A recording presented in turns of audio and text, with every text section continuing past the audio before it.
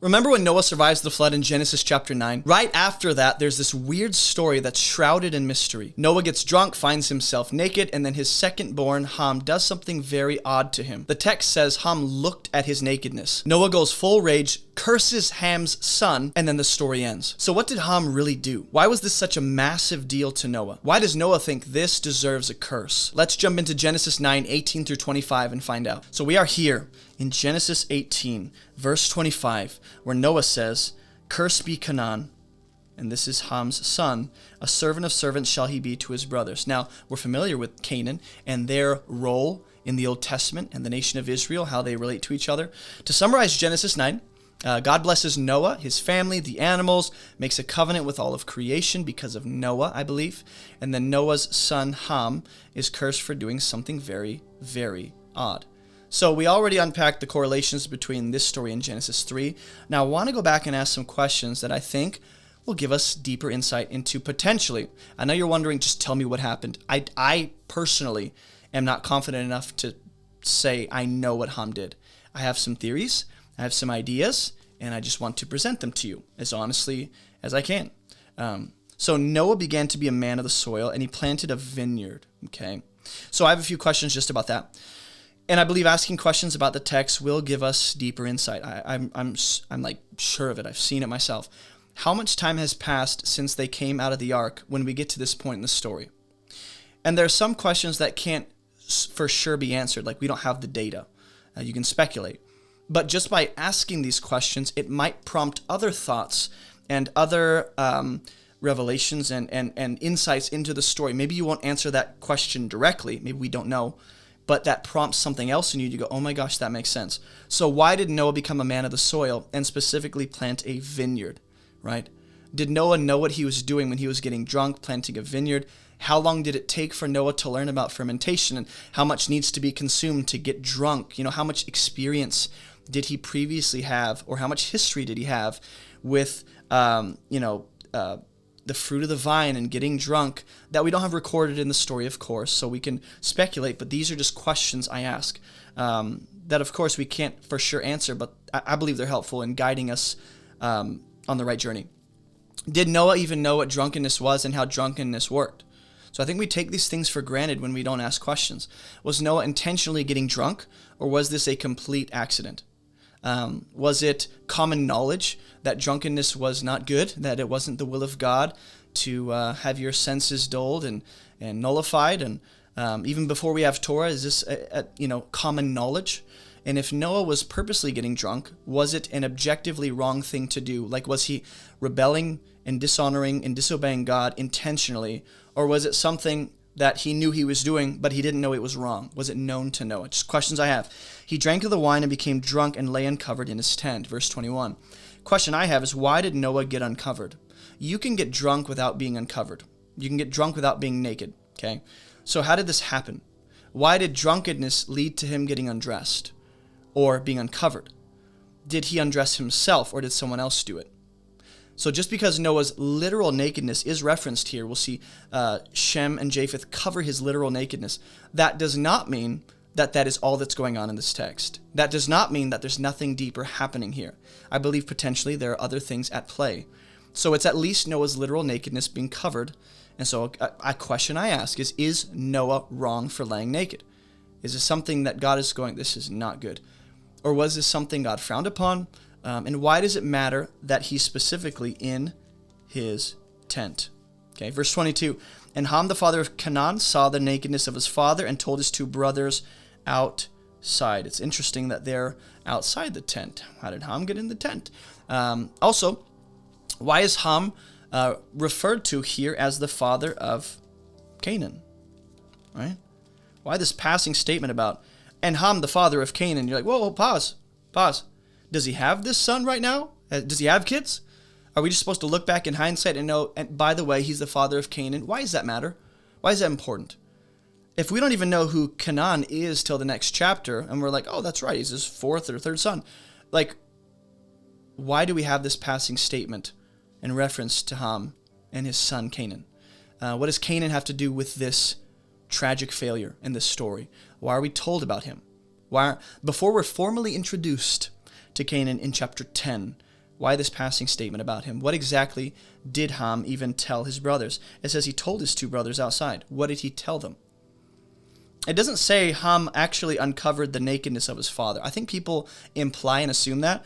It says Ham, the father of Canaan, saw the nakedness. That doesn't have to imply uncovering, right? That could involve uncovering, but it does say he saw the nakedness of his father. So was this a passing glance? Was it a long, drawn-out stare with lustful intent? Is this somehow connected to Leviticus 18:7? If you read Leviticus 18:7, it says, God says, do not uncover the nakedness of your father.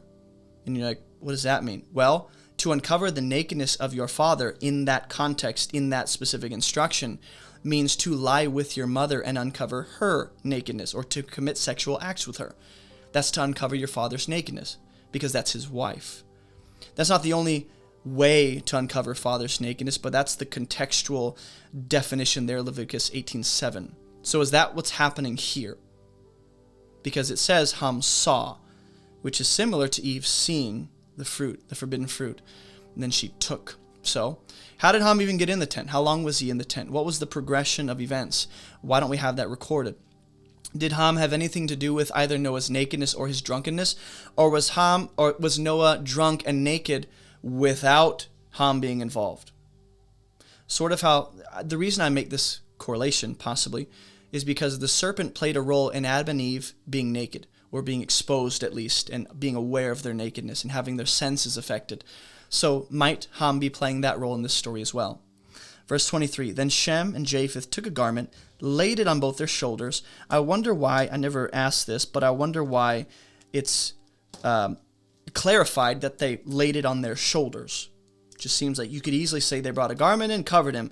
Why do we need to know it was on their shoulders? And they walked backwards. Again, seemingly unnecessary detail. And I like to pay attention to that and ask questions. And covered the nakedness of their father. Their faces were turned backward. They did not see their father's nakedness. So contrasted with, let me use yellow. Contrasted with Ham seeing the nakedness, they did not, right? He saw the nakedness, they did not. It's at least the difference. They turned around, they didn't look. So some questions about verse 23. Shem and Japheth seem to literally cover the nakedness of their father with a garment. So why is it important that they don't see their father's nakedness? Why is that important to them? How did they know? In Genesis 42:9, I want us to think through this, okay? In my studies, Genesis 42:9, Joseph is in charge of Egypt under Pharaoh, right? Joseph, Jacob's favorite son. Joseph accuses his brothers of being spies that have come to see the nakedness of the land, which seems to imply you've come to spy out the land to take advantage, to capitalize, to profit off of our sad condition. So I'm wondering, could that possibly be the idea that's at play here? Ham is functioning in this serpent-like, crafty mentality where he has an eye towards taking advantage of his father's nakedness and drunkenness and capitalizing for his own selfish gain. Could that be at play here? Also, going to verse 24, Noah awoke from his wine and knew what his youngest son did to him. So considering verse 23 and 24, if Leviticus 18:7 tells us that the father's nakedness can, okay, if uncovering a father's nakedness can refer to his wife's nakedness being uncovered, then could it be that Ham saw his opportunity to usurp his father as the patriarchal head, right? Undermine his authority, take advantage of his father's drunken stupor, and play the role as the patriarchal head by sleeping with his mother? Could potentially that be what Ham is doing? Because the punishment seems to be directed towards Ham's son, Canaan. Cursed be Canaan, who is the offspring or the seed of Ham. And it's been speculated that Ham, or Canaan, is the offspring of Ham and his mother's ungodly union. I'm not saying I hold to that view. I'm saying there has been that view. So I'm just saying the punishment usually fits the crime or is related to the crime. And the consequence here is about seed and offspring. So possibly the crime was involving seed and sexual reproduction. Just saying. There could be that correlation. Verse 24 says, when Noah knew what his son did to him. This means that whatever Ham did, there was evidence of it. It was recognizable even after Noah was not drunk anymore. This means the effects of Ham's actions, or the evidence of his actions, lingered past Noah's drunkenness. So Noah takes this action very personal. Ham did something to Noah. When Noah awoke from his wine and knew what his son did to him. So Noah's going, he did something to me. And if he did something to his mom, which would be Noah's wife, then it would be something directly to Noah that he'd take personal. It doesn't say Noah actually woke up from his sleep. I used to read that into the text like Noah was asleep, and then we build all these ideas around Noah sleeping. That's not an assumption we can make. It says he awoke from his wine. He woke from his drunkenness. Usually people assume he's asleep, but that's not necessarily implied, though it can be. Okay, that could have been what happened. It's not absolutely sure. At least he wakes up from his drunkenness and snaps back to reality. Verse 25, he said, "Cursed be Canaan, a servant of servants shall he be to his brothers." Why rope the brothers into this? I think because the brothers did not look at Noah's nakedness. Ham did, and therefore his consequence is that his seed or his lineage is affected, right?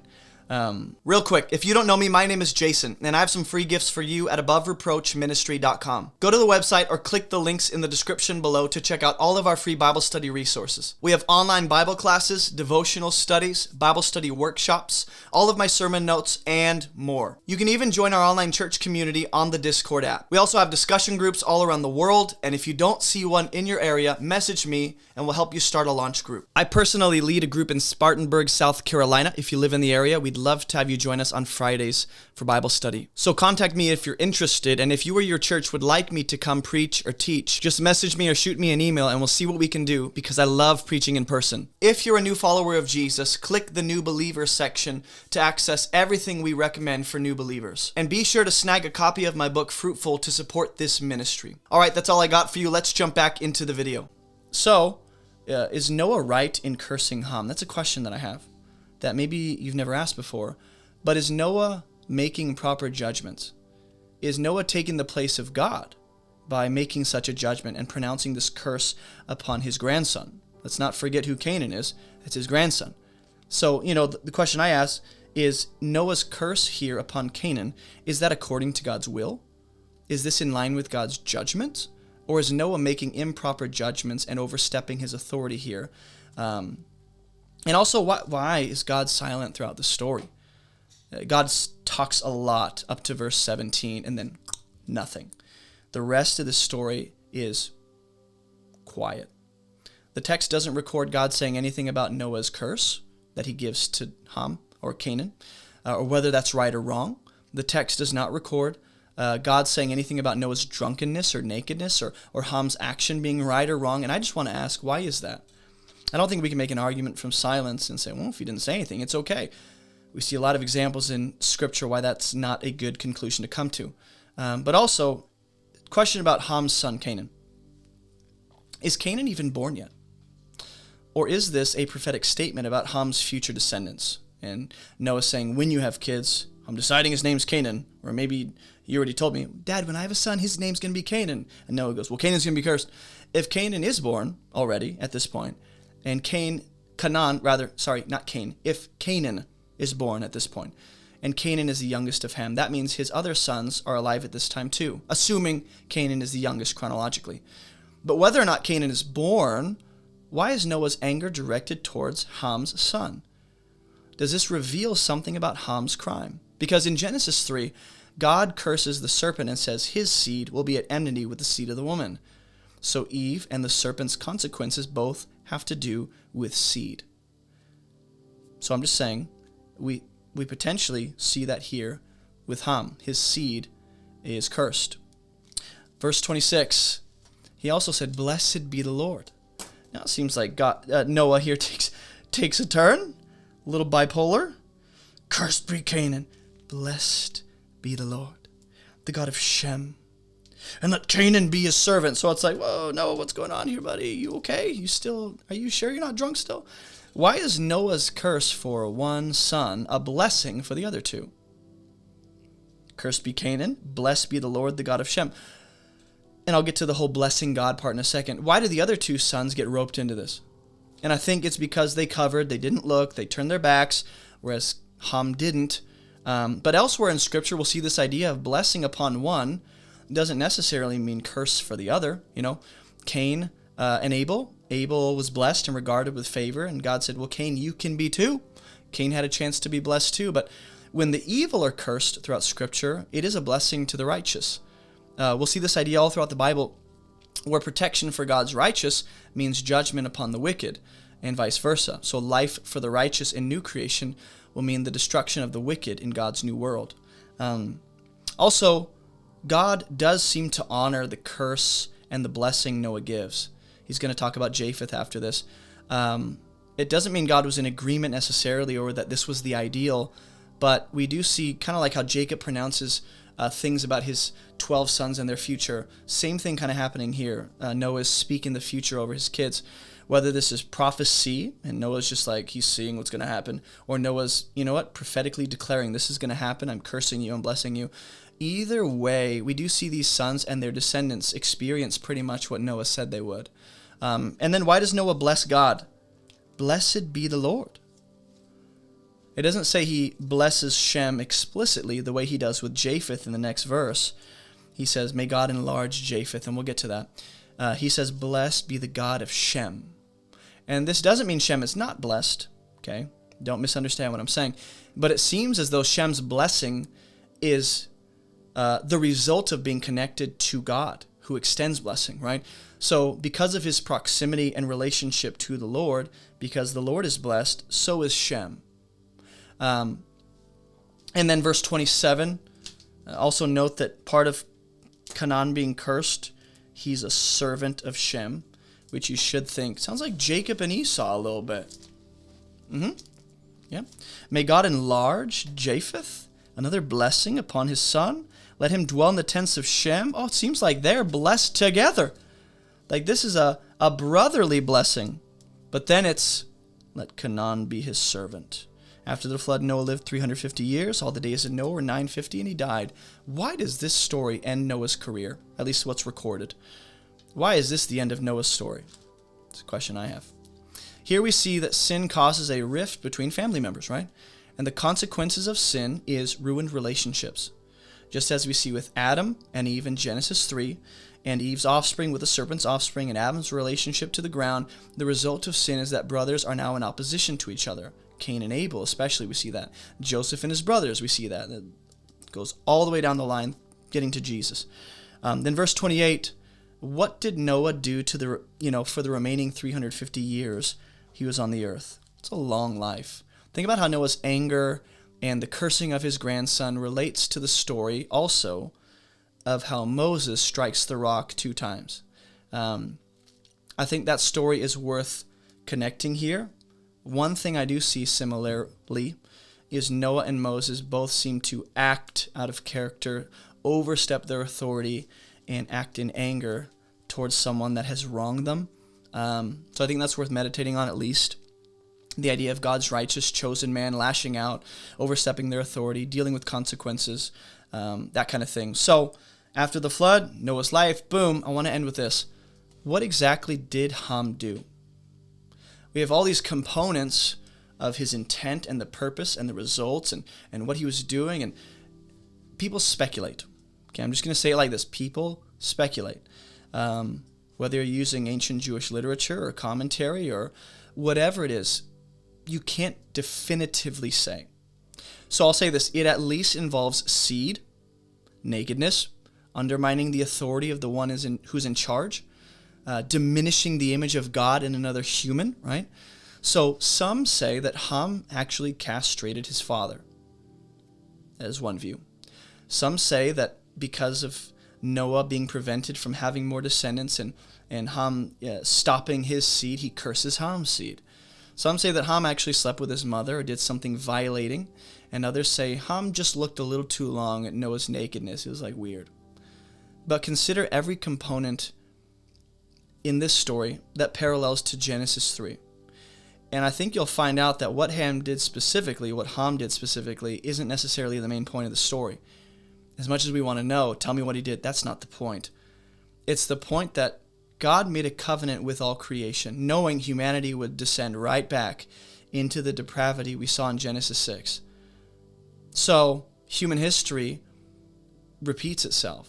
Without Jesus, humanity is stuck in a vicious cycle of death and destruction, with moments of light and life sprinkled in between, but we need Jesus to bring an end to that vicious cycle. Otherwise, we're just constantly descending back into the darkness.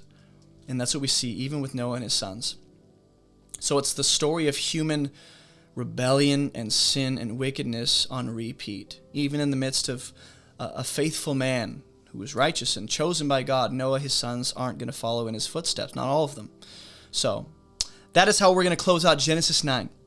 We will continue in Genesis chapter 10. Let me know your thoughts, comments, questions in the comments below, and I'll see you guys in the next Bible study walkthrough. Real quick, on Tuesday, March 26th, we're going to be having a Logos Bible Study workshop where we're going to learn how to use this software for deeper Bible study. Join us at 6 p.m. Eastern Standard Time if you're interested in learning how to use the tools and the features within Logos to take your Bible study to another level. We're going to do a Bible study walkthrough and show you how to take advantage of this amazing software. Sign up for this free workshop by clicking the link in the video description below. And if it's not there yet, keep checking back until you see it. Thanks for watching this video. Be sure to share your thoughts in the comments below, and I'll see you on Tuesday, March 26th.